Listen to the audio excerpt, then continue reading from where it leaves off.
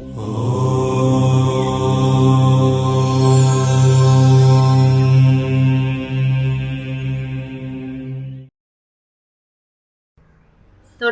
நண்பர்கள் அனைவருக்கும் வணக்கம். நான் உங்கள் பிரியமுடன் பிரியா, விருதுநகர்ல இருந்து பேசுறேன். இன்னைக்கு நாம பார்க்கிற கொன்றை வேந்தன் செய்யுள் ஏவா மக்கள் மூவா மருந்து. இந்த செய்யுள்ல 4 சொற்கள் இருக்கு. அதுல 2 சொற்கள் ஓர் எழுத்து ஓர் மொழி சொற்களா இருக்கு. அதாவது ஒரு எழுத்து தான் இருக்கும், ஆனா அதற்கு பொருள் இருக்கும். இந்த மாதிரி மொத்தம் தமிழ்ல 42 ஓர் எழுத்து ஓர் மொழி சொற்கள் இருக்கு. அதுல ஔவையார் 2 சொற்களை இங்க பயன்படுத்தி இருக்காங்க. ஒன்னு ஏ, இன்னொன்னு மூ. ஏ அப்படிங்கிற ஒரு எழுத்தே கேள்வி வினாக்களுக்குரிய எழுத்தாக சொல்லப்படுகிறது.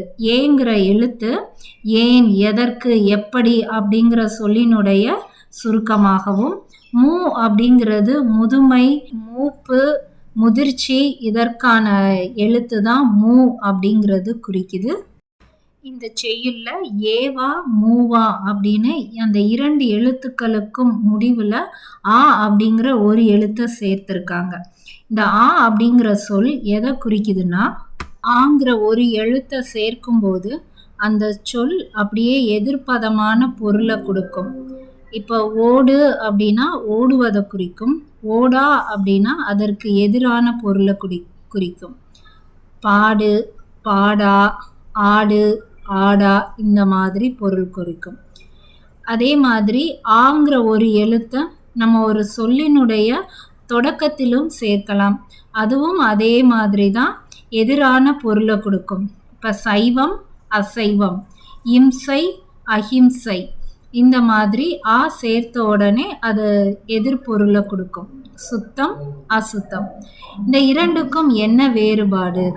அது தமிழ் மொழி சொற்களா இருந்தா அந்த சொற்களினுடைய முடிவுல ஆவை சேர்க்கணும்.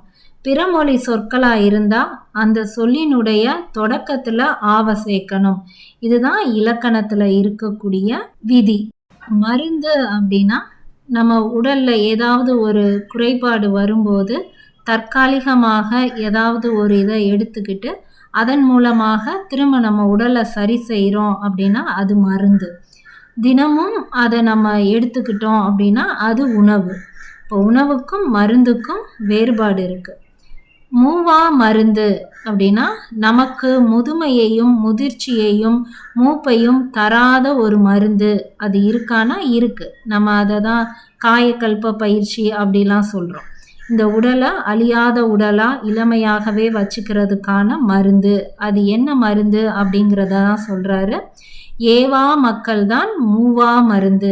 ஏவா மக்களை பெற்றவர்களுக்கு முதிர்ச்சியே வராது, முதுமை வராத மருந்தாக அதுவே இருக்கும் அப்படின்னு சொல்லியிருக்காங்க. இப்போ மக்கள்னா யாரு? நம்ம கூட இருக்கிறவங்கள நம்ம மக்கள்னு சொல்லுவோம். நம்மளுடைய குழந்தைகளும் மக்கள் தான். அப்போ நம்மளை சுற்றி இருக்கக்கூடிய உறவுகள் தான் மக்கள். ஒரு கணவனுக்கு மனைவியும் நம்மளை சுற்றி இருக்கக்கூடிய குழந்தைகளும் தான் மக்கள். ஒரு மனைவிக்கு தன்னுடைய கணவனும் தன் கூட இருக்கக்கூடிய உறவுகளும் தான் மக்கள்.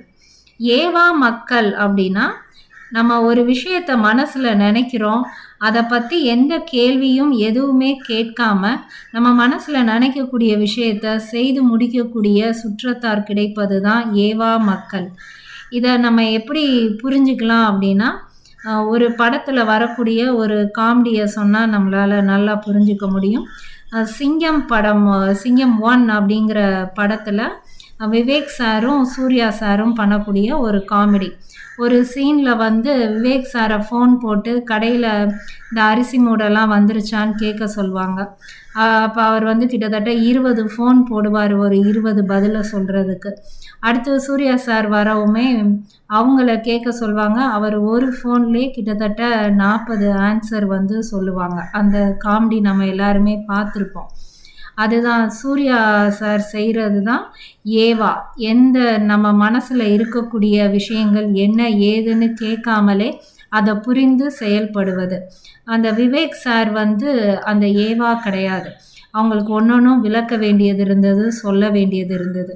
இதுதான் அந்த ஏவக்கூடிய மக்கள், ஏவா மக்கள் 2க்கும் உள்ள வித்தியாசம்.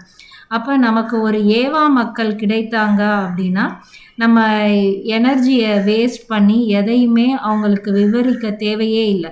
நம்ம என்ன நினைக்கிறோமோ அதை நம்ம சொல்ல முன்னாடியே அவங்க செய்யும்போது நம்மளுடைய உடல் எப்போவுமே இளமையாகவே தோணும். அதுதான் ஏவா மக்கள் மூவா மருந்து. திருமந்திரத்தில் கூட 8 சித்திகள் அப்படின்னு சொல்லி 8 மிகப்பெரிய விஷயங்கள் மனிதர்களுக்கு கிடைக்கும் அந்த சில பயிற்சிகள் செய்யும்போது அப்படின்னு சொல்லுவாங்க. அதில் உயர்ந்த பயிற்சியாக பார்க்கப்படுவது வசித்துவம். அதாவது அனைத்தையும் தன் வசப்படுத்தக்கூடியது. நம்ம நினைக்கிறது எல்லாமே நம்மளை சுற்றி நடந்துட்டுருக்கு அப்படின்னா அதுதான் மிகப்பெரிய சித்தியாக திருமூலர் சொல்கிறாங்க. அதையே தான் ஔவையாரும் சொல்லியிருக்காங்க. நம்ம மனசில் நினைக்கிறத செய்கிறதுக்கு நம்மளை சுற்றி ஆட்கள் இருந்தால் நமக்கு மூப்பே வராது. எப்போவுமே நம்ம இளமையாக சந்தோஷமாகவே இருக்க முடியும். அப்போ அந்த மாதிரி ஒரு மக்களை கிடைக்கிறது தான் மிகப்பெரிய வரம். ஏவா மக்கள் மூவா மருந்து. நம்ம ஜென்ரேஷனில் நாம் எப்படி வாழ்ந்துட்டுருக்கோம் அப்படின்னு யோசித்து பார்த்தோம்னா, நம்ம அம்மாவுக்கு நம்ம ஏவா மக்களாக இல்லை. அவங்க முதுமையில் நம்மளை நினச்சி வருத்தப்படுற மாதிரியும் நம்மக்கிட்ட நிறைய விஷயங்கள் எதிர்பார்த்து அது அவங்களுக்கு கிடைக்காத மாதிரியும் தான் இந்த முதுமையில் இருக்காங்க. சரி, நம்மளுடைய குழந்தைகளை நாம் ஏவா மக்களாக வளர்த்துருக்கோமா அப்படின்னு பார்த்தா அதுவும் இல்லை. அப்போ நம்மளுடைய வயதான காலத்தில் நாமளும் அந்த குழந்தைகளை நினைத்து நம்மளை தனியாக விட்டுட்டாங்க, நமக்கு இது கிடைக்கல, சரியில்லைன்னு ஒரு முதுமையில் நம்ம வருத்தப்படுற மாதிரி தான் இருக்கும். இப்போ இந்த செயல் மூலமாக நாம் என்ன தெரிஞ்சுக்கலான்னா, இனி நம்மளுடைய அம்மாவை அப்பாவை நாம் புரிந்து அவங்களுக்கு அந்த முதுமையில் துணையாக இருப்போம். அதை பார்க்கும்போது நம்மளுடைய குழந்தைகளும் நாளைக்கு நம்மளுடைய முதுமை காலத்தில் துணையாக இருப்பாங்க. நம்மளும் ஏவா மக்களாக மாறுவோம். நம்மளுடைய குழந்தைகளையும் ஏவா மக்களாக வளர்ப்போம். இதுவே ஏவா மக்கள் மூவா மருந்து. நம்ம கொன்றை வேந்தன்ல அடுத்து பார்க்கக்கூடிய செயல் ஐயம் புகினும் செய்வன செய். ஐயம் புகினும் நம்மளுடைய நிலைமை மாறி வறுமை வந்த போதும் கூட செய்வன செய். இந்த பிறவிக்கு நாம் செய்ய வேண்டிய கடமைகள் என்ன இருக்கோ அதை கட்டாயம் செய்துதான் ஆக வேண்டும். அதை செய்வதற்காக நாம் பிச்சை எடுக்க கூட தயங்காமல் எடுக்கலாம் அப்படிங்கிற அர்த்தம்தான் ஐயம் புகினும் செய்வன செய். இதற்கான ஆழமான விளக்கத்தை அடுத்த வாரம் பார்க்கலாம். அதுவரைக்கும் சிந்தித்து இணைந்திருப்போம். நான் உங்கள் பிரியமுடன் பிரியா. தொடுவானம் நண்பர்கள் அனைவருக்கும் நன்றி.